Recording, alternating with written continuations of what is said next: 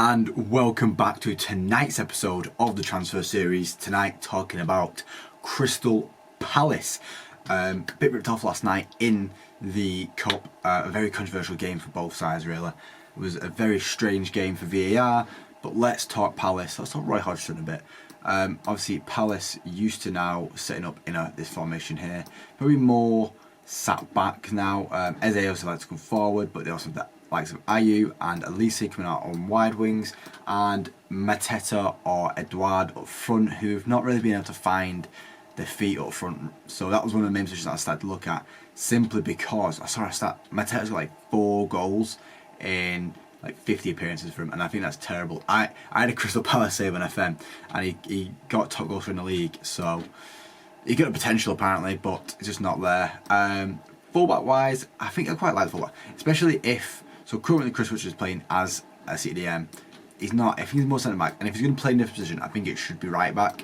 And then obviously we have Mitchell over here, and then the 2 centre backs are not getting moved. Anderson and Gehi, 2 solid centre backs. They're not getting moved unless some other club, bigger club, buys them. They got so many goalkeepers, they're so happy with that. They got Dean Henderson and Sam Johnston, who both arguably can be fighting for that a place in the England squad, which is brilliant for Palace's sake. So defensive wise, I think they're fine. CDMs, when everyone's fit, they got that Chit Decore, who I think is really good, and they got plenty of other midfielders to come alongside him, like Will Hughes with a lot of experience in the Premier League, Eze in attacking mid, and then the 2 wingers being Ayew and Elise, both used to Premier League experience, both class players. And then obviously just missing out on Zaha really, who was actually playing up front last year, so maybe that's where we need to look at first, and that's where I did look at first, with Mikel Antonio out of favour at West Ham at the moment, you know, and I think it'd be a good signing for both parties here. Of, you know, the guy when he's on form, he knows how to finish. He's a good finisher, and he's got Premier League experience. Unlike the 2 strikers that they have right now, apart from at Crystal Palace, they don't have the Premier League experience.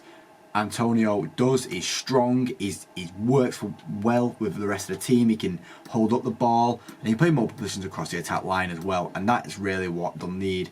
It's just someone to help them, drag them through. You saw they've struggled in the last couple of game weeks, and you might ask yourself, oh, is it because they've not got Zaha this year? Is it because Zaha is missing that they don't have that player to just look up to?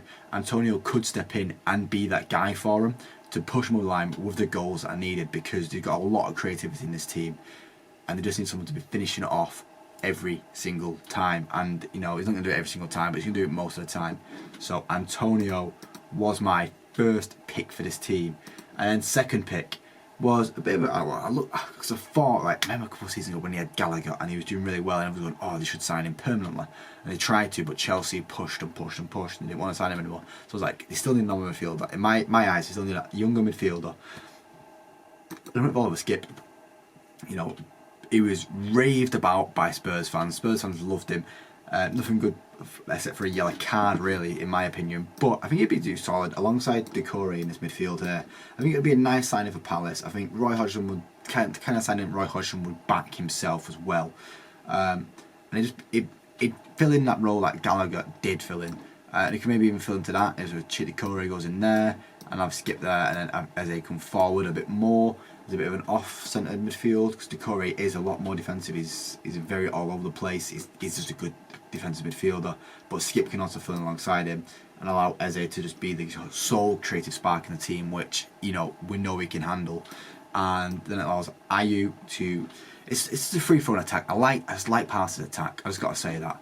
As I said, it moves Chris Richards out of this position here because of the current injuries in the squad, and allows Chris Richards to play right back, which I feel like is a position that he can play. He's currently got Nathaniel Klein playing there. When I just think that giving Richards time there would do better for the squad, and it would add back up for when, so he's ready a lot more defensively for when, if Anderson or Gehi get suspended, get a red card, get injured, whatever, Chris Richards can go straight in. I'm in centre back, and Klein can come in and play right back, because we know Klein knows how to play right back. I think it's just Premier League experience for Richards is key for Palace right now, being their best defensive backup, I'd say. Let him play right back rather than putting him in CDM, trying to make him play on the ball loads when that's going to make him lose confidence. You're going to put someone who's played centre back their entire youth career in CDM. it's not going to work out really, is it? So buying a new midfielder, I feel, is the main must, but also buying that leader up front, that person who can just drag the team through like they've had with Zaha for the past 10 years. They just need that player to help them push through. And I think that will be Antonio. I think they're both good signings, and I think they can go him for a relatively cheap price and work the way with, and it's both London clubs as well. So I feel like it just works for everyone involved. That is the video, guys. That is who I think Palace should sign. Let me know who you think Palace should sign. Let me know what you think would be a good signing for Palace and who you think would be good to go to Palace. If you like this video, leave a like. And if you want to see more, which is plenty more on their way, subscribe and then you'll be able to see more. Thank you for watching, guys, and I'll see you next time, hopefully.